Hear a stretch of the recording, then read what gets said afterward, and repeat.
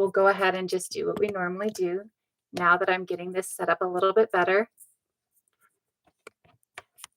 My new phone makes this hard. Sorry.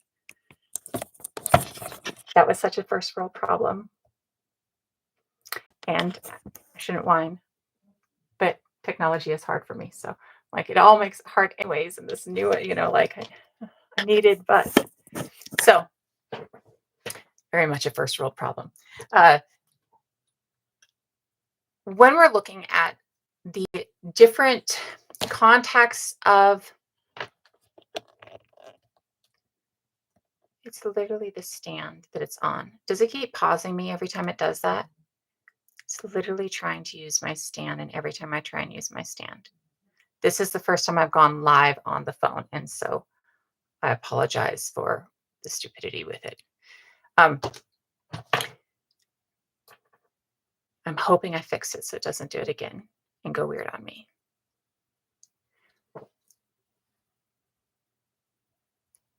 There's been a lot of conversation lately that I've had to go through, or not had to go through, that has been had between myself and others, and conversations I've overheard, and talks that have happened that discuss many of the subjects behind me. And so I think that it's important. Of course, I don't have more than an hour here, and we all who know me at all know that my brain can be very cluttered and very distracted and very hard. So that more than an hour, I'm probably not going to get through more than one of these subjects behind me, and I might not end up on any of these subjects. So what I'm going to do today is I'm going to start on violence being 10,000 years old. And the reason I'm going to start on that is because it's not something we've talked about for a couple of minutes.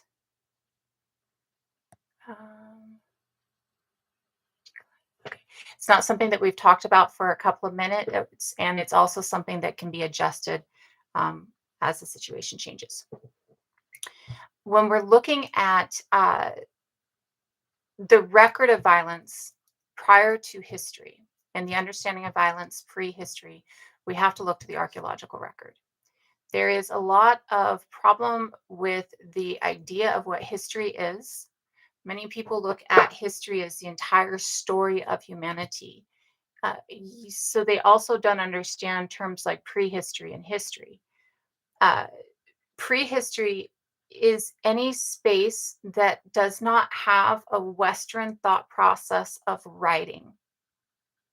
Any space that it is in any community that has not reached a Western thought process style of documentation of their community is considered to be prehistory.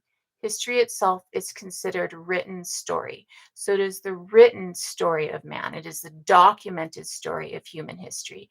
It is not the documented story of the entirety of humanity, or it is not the story of the entirety of humanity, right? So when we look at terms like history and prehistory, it's important to understand that those terms like history and prehistory are terms that actually spend a lot of time on the societal level of understanding as being something that they're really not. History is everything after Western thought process of written word. And Western thought process of written word starts with cuneiform. They do not even honor hieroglyphics as being written word, right? Nature keeps score. It is absolutely DNA in the mother. All of nature itself keeps score, right? And so we can see now, it's important to understand that we can't see everything, right? That when we talk about we have found a Australopithecine, we might have only found one of that entire species. That's it, right? It's important to understand that the documentation of nature, the documentation of the biome, the documentation of the world around you, right, is a documentation that is influenced by and completely not even influenced by, completely under the scope of nature, right? It is completely under what the biome dictates. How things degrade, how fast they leave the record is entirely dictated by the the item itself, right? What the material that the item itself is made of, whether or not we're talking about a plant, whether or not we're talking about a human being, whether or not we're talking about a stone, the material that it is made of. And it is entirely dictated on the environmental factors around it, such as hot, cold, wet, dry, right? So when we are looking at all of these things, it is important to understand that this movement of information, this understanding of information, this reading of information is all done based on a scientific concept that things are actually degrading, like the understanding that things are actually disappearing in time. Right. So when we look at things in what we consider to be prehistory by, the understanding of Western science. When we look at things that we look at as prehistory by the understanding of Western science, what we're looking at is things that are dictated by what we find in the ground. What we find is we're moving, what we find is we're destroying the world around us. And what we find, and that's a part of destroying the ground, right? And what we find is we're exploring the world around us, right? So when we are looking at that, it's important to have a concept of understanding that it's sparse, that it's that an absence of evidence does not equate evidence of absence.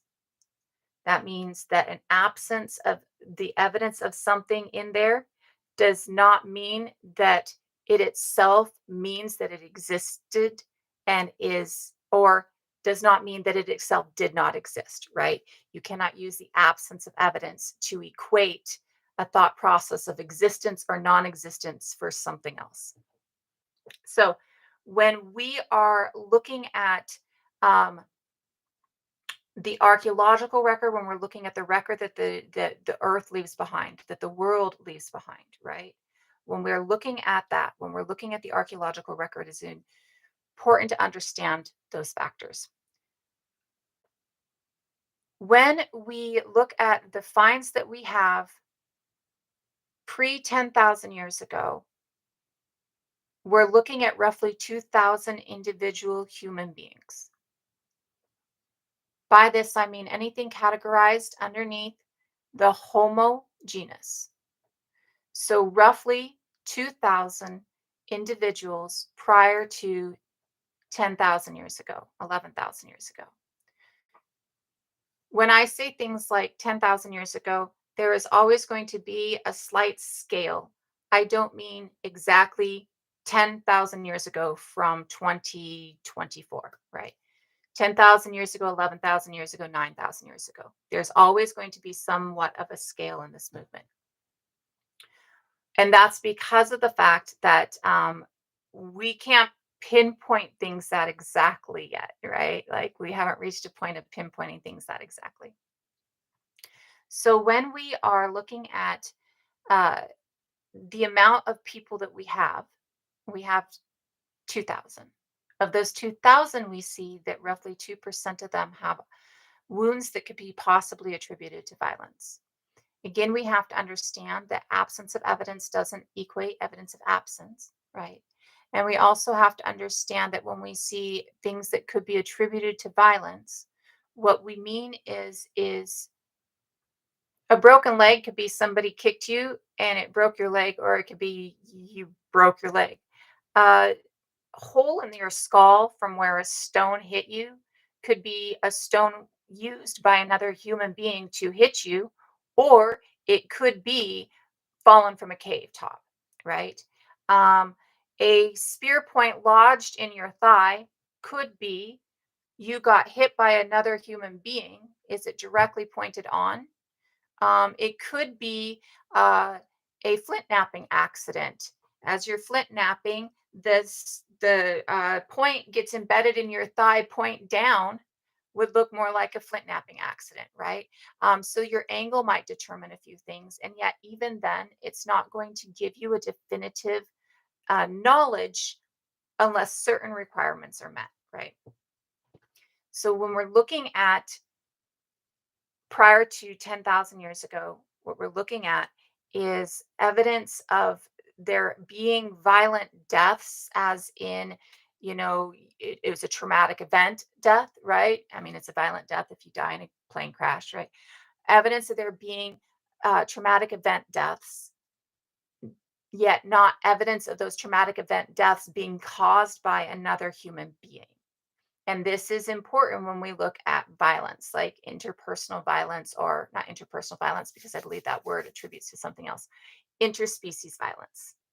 Intra, not inter, which would be between, my Latin. So violence within our species, right? Violence within other genuses of our other species within our genus. When we're looking, we don't see things that can be positively, absolutely attributed. When we look at 10 to 11,000 years ago, we start to see evidence of violence in the archaeological record. And not only do we start to see evidence of violence in the archaeological record, we see the evidence of things that could be attributed to violence skyrockets. So things that could be attributed to violence and are absolutely violence skyrockets from a possible 2% could be attributed to a 18 to 20% absolutely violence, right? We see a massacre roughly 10,000 years ago of 8 individuals where they were obviously tied up, one of them being a pregnant woman, and sitting on the ground while they were killed from behind, like tied up and lined up and left. We see there's a couple of really large pit burials uh, that are, like 8,000 years ago to 9,000 years ago. And then we also see this evidence of spaces where you see different groups buried in different cemeteries starting. We do see cemeteries as city, societal, culture burial spaces happening quite early on in city starts, basically, the start of having a central cultural location ideal. We see burial starting there, or cemeterial burial starting in spaces that start those concepts. So we see a couple of cemeteries, and off the top of my head, I cannot give you the exact cemeteries, where you see people who have died of violent action in an entire pit, um, and people who have not in another area. Um, and in one that I can think of, but again, I can't remember the name. I believe that this one is in the I want to say Levant area off the top of my head because I haven't actually looked at the cemeteries recently. The article that is in the website, though, goes on to these, right? Or it has this specific information into it. Where we see cemeteries where people are buried, where the older population, so you can see that their line has been there for a minute, like their you can see invasion basically, where the older line you can see underneath them, or in other spaces where they have been buried in prior times as a community, and then you can see where the massacre happens and the entirety of the community is buried. Massacred, violent means obviously seen within the bones, and then the startup of a new group of people. So this being a colonization effect that we see quite early on. And it is definitely due to a fight for resources area and competition for resources. And I've said it before, and if you've been around for a while, you've heard me say this. This comes with the thought process that we own other living entities, right? The idea that you can own the land instead of belong to the land comes into play. The idea that once you can own the land, you can own the plants and control the plants. Once you can own the land and control the land and control the plants, you can also control the animals. And once you can control the animals and you can uh, take away their own autonomy, right? Take away their own autonomy and their own spirit, then you can start doing that to other people that you judge as human beings, right? As you no longer judge them as your equal, but not only as your equal in species, right? So, or people that look like you. That might be the best way to say it. You can do this to other people that look like you, as in two arms, two legs, standing upright. Um, when you start to see this rise of violence, it really has a lot to do with ownership, and it really has a lot to do with hoarding, and it really has a lot to do with a period of time of there is conversation about, like, the younger dryas, and then the change of elemental weather patterns and stuff like that during a very short period, about 1300 years, slightly before this, and having an influence on moving into monocrop agriculture, and that being one of the reasons because of a lack of resources. Monocrop agriculture is starting before this along the Nile. It starts like 15,000 years ago along the Nile. So, and you see that it starts spreading out into the Arabian Peninsula, where we see Ur and Mesopotamia and things like that. The Fertile Crescent, you see it start to spread out into there by at least 13,000 years ago, is my recollection of when we're seeing singular farmsteads, singular, spaces where you're having, and by singular, I mean it is a singular source of nutrient, but an entire family works it, not as in it's like one single human being, but like an entire extended family community. It can even be like a little a, a smaller tribe, like we're looking at smaller groups, not larger groups where you're having many, many different spaces, not villages, but like, mom and dad and their five children and their five children's spouses, and all of the grandchildren working. Clan might be the best way to put it. Yeah, okay, clan's going to be the best way to put that. It's a family lineage based community, but it's really not going to have multiple family lineages within it. So yes, clan. Thank you. I appreciate that.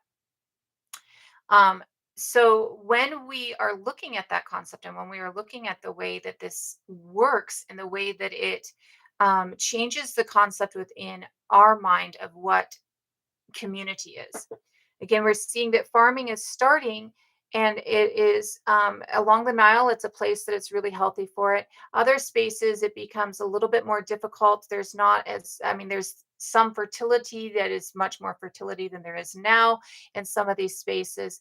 And yet it's still not a space that is extremely, um, it's not like the Nile. It's not replenishing its nutrients. And so this shift in thought process. Now it's an understanding now that we were more gatherers than we were hunters, and that every member of our community both hunted and gathered. That there was not a biological sex differentiation on who did what chores. Um, this has become understood, especially more within the last couple of years, and it's becoming more and more published, more mainstream, more common knowledge, I guess. Though I still say it's probably not that common still. There is this understanding that that has shifted our understanding of what hunter gatherer meant, and how communities are working within hunter gatherer spaces, right, or what we would prior to this have termed hunter gatherer. As we shift into this thought process that monocrop agriculture might work, and we're abandoning our thought processes of that interconnectedness to the land, that means that we belong to the land, not that the land belongs to us, and we're shifting into this idea of ownership of land. One thing that's also really shifting in our functionality, that is extremely huge in the factor level, is the fact that hunter gather hunter groups, communities, nations, tribes, they eat well the vast majority of the time.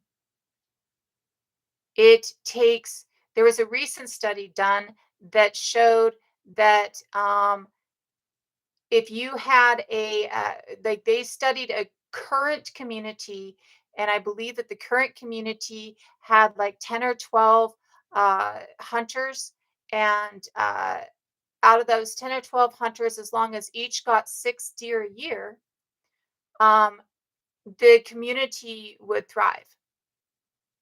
And that didn't make up for, or that didn't, or that did take into factor the account that you're looking at the gathering aspect of this as well, right? Um, and I want to say it was less than that. Like I want to say that it was less, maybe it was 6 deer a year in total for the community or something like that, because I want to say it was less than that, but my brain sometimes doesn't work. Um, because of the fact that there is significantly more gathering than there is hunting, we do not need the amounts of meat that everybody seems to think we need. We need protein from animals. That is an absolute necessity to most bodies. There are bodies that are allergic to it. Most bodies it is an absolute necessity. Yet we do not need a 6 ounce steak every night. We don't need 6 ounces of meat every night. I don't care if you're working out every day. Like you don't need that much protein in your life. Um, so when we're looking at the needs met and the communal actions met, we can see even in modern day hunter gatherers that most people are actually only working 8 hours a work week, like 8 hours a week, to contribute to the communal whole for making the community safe and it fed, right?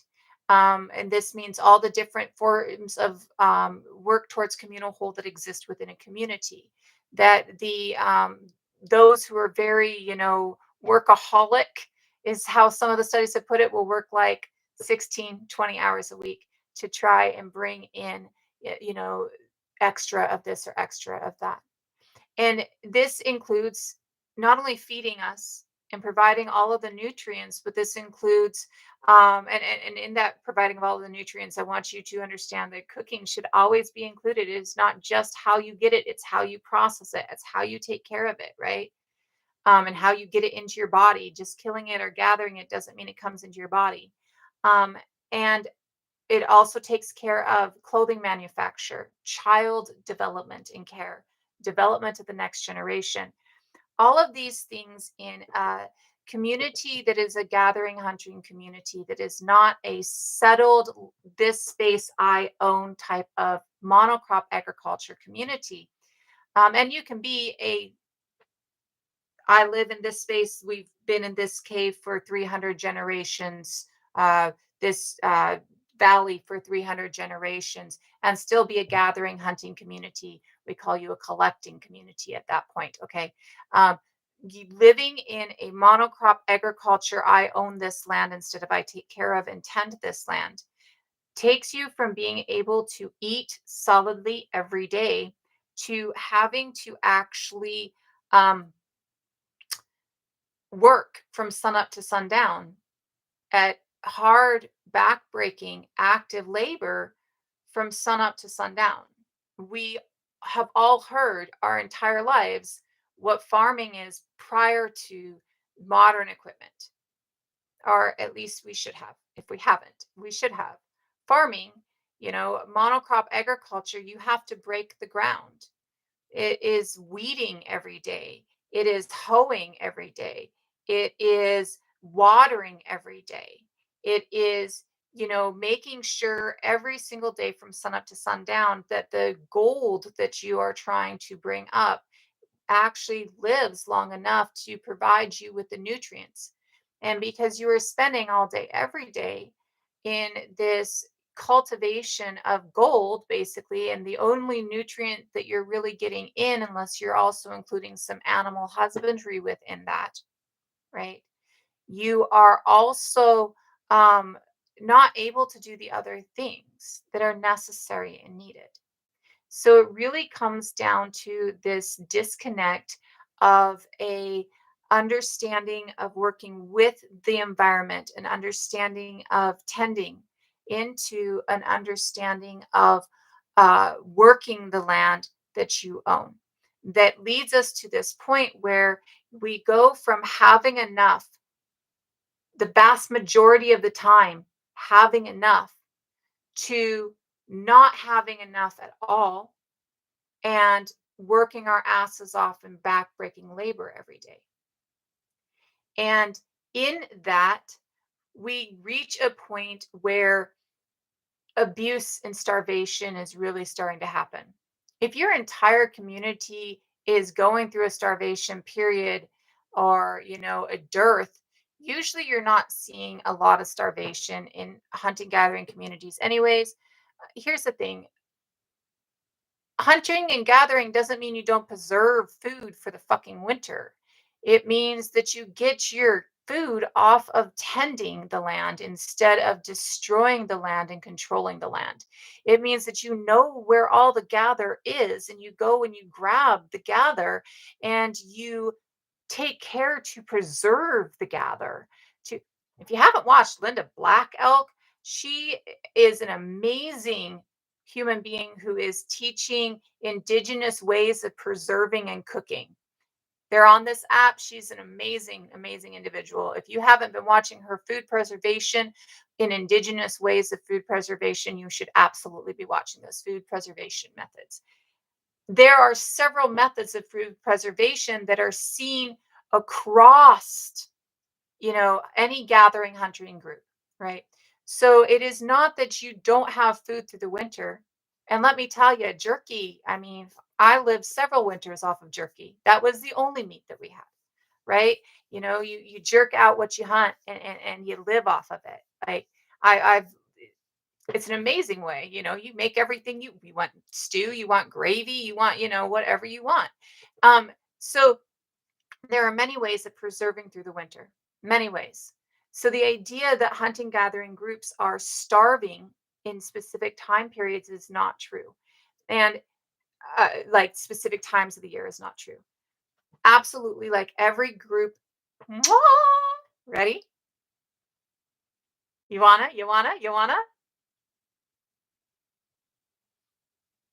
The idea that hunter gathering groups are mm,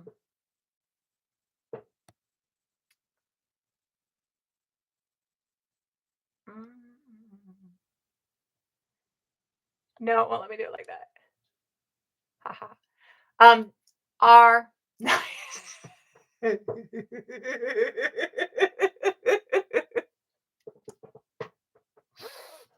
Mm.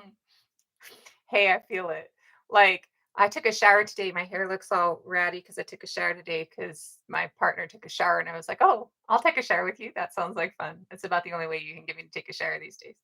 Like, putting on clothing is a hassle. Um, so the idea that hunter-gathering groups are starving regularly is false. There is understanding that every group goes through starvation periods. If the group as a whole is going through a starvation period, if the community as a whole is going through a starvation period, um, then that community is starving together. And usually they're feeding like their elders and their children and their weakest first, right? You might see feeding of some of those who are going to be going out and performing hard tasks as well early, because if I can feed, my hunting and gathering party can go out and try and get us food, right? So, yet you are always going to see that the children and the elders are fed first.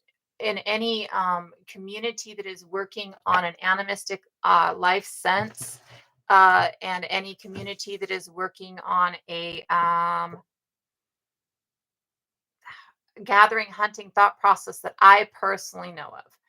Now that doesn't mean all communities. I always want to remind people that just because it is, the evidence doesn't mean that means that the other thing isn't possible. The other things are always possible, even if we don't have evidence of them.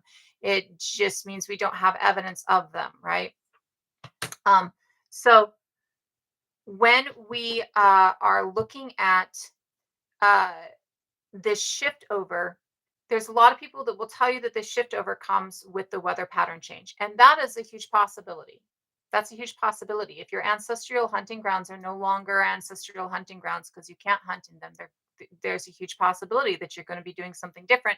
And that guy over there says that this works, so I'm going to try this. Um, and it very much goes into that ownership of land. and that thought process that one can own land instead of one can, belong to land. And it very much goes into the thought process of this hoarding thought process. So see when we see things that are toxic to species development, those things that develop that are toxic to species development develop because of a situational environmental factors or factors outside that cause a mutation, right? Um, there can be internal factors like sickness, right? Yet there has to be a factor that changes this homeostasis of what is going on, right? If homeostasis is one thing, something has to change that homeostasis to introduce a toxicity to the homeostasis, right? So we speciate with things that are conductive, are capable, or encourage homeostasis so that we can replenish and we can go further along with this, right? As a species, go further along with this as a species. When we are looking at this thought process within that, it's important to see that biologically being nurturing and communal, anything that is toxic to species development having to come in from another factor that causes that in turn, that factor coming in, right? That when we are seeing that shift of thought process, that's what's going on. These external factors are causing a shift in our brain processing patterns, in our, ways of living. I'm not really good at genetics. Yet when we look at epigenetics, the conversation that I am very lightly understanding of is that epigenetics, what has happened to your ancestors imprints on your bones. And this means that if violence was prevalent for your ancestors, then you'll have almost trauma response reactions within your bones, right? I thought we was going to do it differently. Morning. Good morning. I thought we was going to do it differently. I thought you was going to go live. I have a shirt. I was wearing my Protect Trans Families shirt, which is awesome. You can buy it at my store. And then I realized that, number one, it's dirty. I've been wearing it for 2 days. And number two, the Mormons are coming to clear my ice. So I decided to wear a clean shirt. I hope it says similar messages on the clean shirt. The clean shirt is remember MMIW. Hang on a second. I'll see if I can. Hang on a second here. There.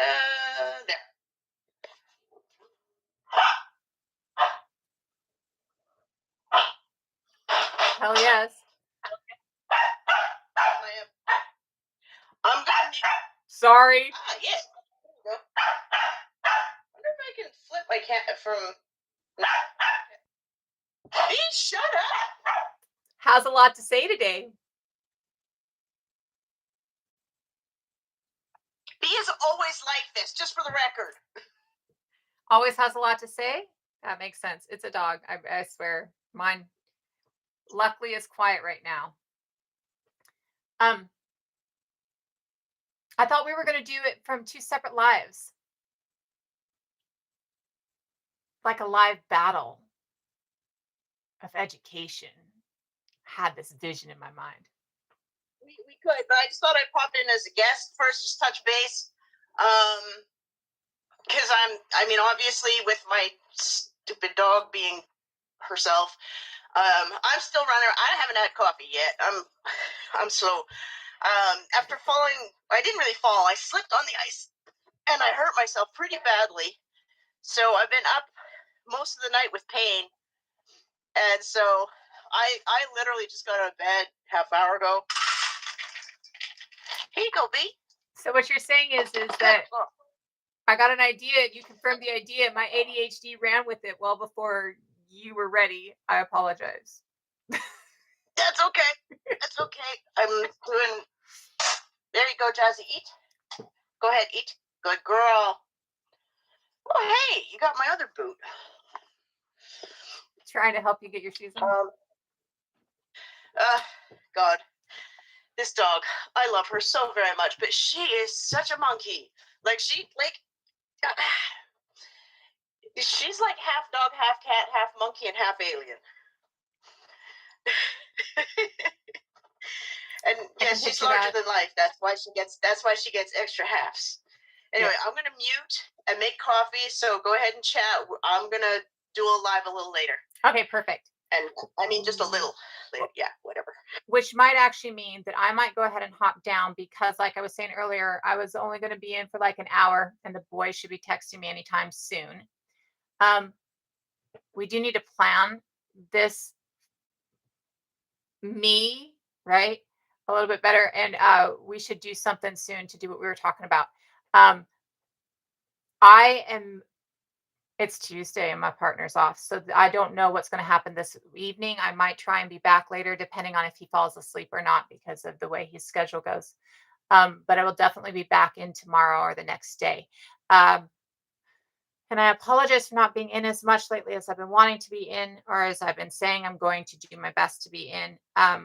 My mental state is not in its best. I am fine. I just am very discombobulated. It's not like I'm depressed, and it's not like I'm having, like hurt thoughts. It's just that I'm very discombobulated, which makes it hard. That's fine. So, yeah, just message me when you are ready for doing some braining, and I'll be ready to do some braining, and we can see if we can brain together, or if we just have a discombobulated mess of, kidding around and laughing, because that's valid too. That is valid. Not everything has to be a lecture. That is valid too. And I think that I try to use this as much as possible as an educational thought process instead of just talking, and but that just talking is absolutely valid and necessary too. That makes sense. Like if you're open to it, we could just hang out making dumb jokes and stuff too. So, sorry, I didn't apologize to the deaf community. I need to get out of the habit of saying dumb. You're aware. Hey!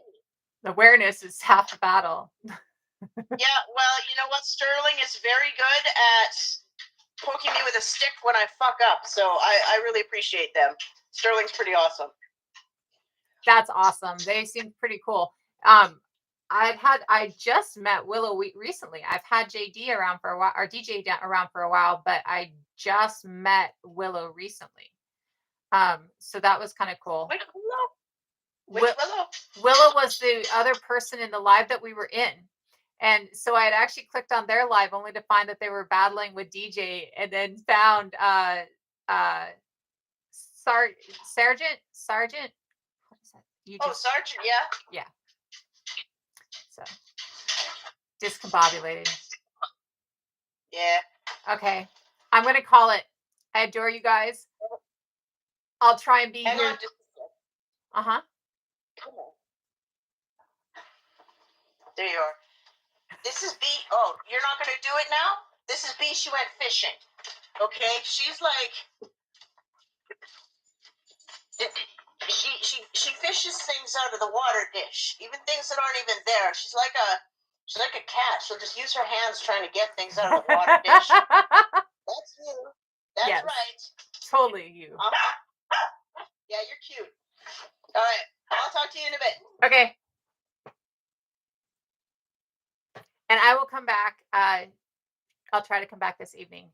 I'm just very discombobulated, and trying to talk when I'm discombobulated about subjects is very difficult for my brain, because then it goes 3 different ways from Sunday, and I don't stay on the same subject, and all of the things. Oh, neurodivergent in my world. Like, we really are. It's okay. Because when you end up doing that, you can go on weird ass tangents and kid around and just bond with the community, and that has value. That does. My problem is it's more that I can't put 2 words together. Like, if I could tangent, I'd be okay, but I literally get to a point where either the words that I'm saying are completely opposite than the words that I'm supposed to say. Like, birth instead of death kind of things, or I drop I thought process. understand that that's harder. Yeah. And so that's where it becomes Sometimes hard I for say me. that it's like it's opposite day. Just switch that. Yep, yep, yep, yep, yep. Hi, is she? Yep, yep, yep, yep. So, yeah. So we're just finishing up the live here. Hey, somebody I gave me wasn't here rips. for Thank long, you. but we'll be back. And I'm going to try Woo! and do it a little bit differently. I want to try and do a couple of things. And thank you, Nina. I appreciate that. I want to try and do a couple of things that's a little bit more discussion based, just because of the fact that it's helpful for my brain. It's helpful for me to Yep. talk sometimes. So, anyways, Sure. much love, everybody. Take care. All right. Yeah, you too. Bye bye.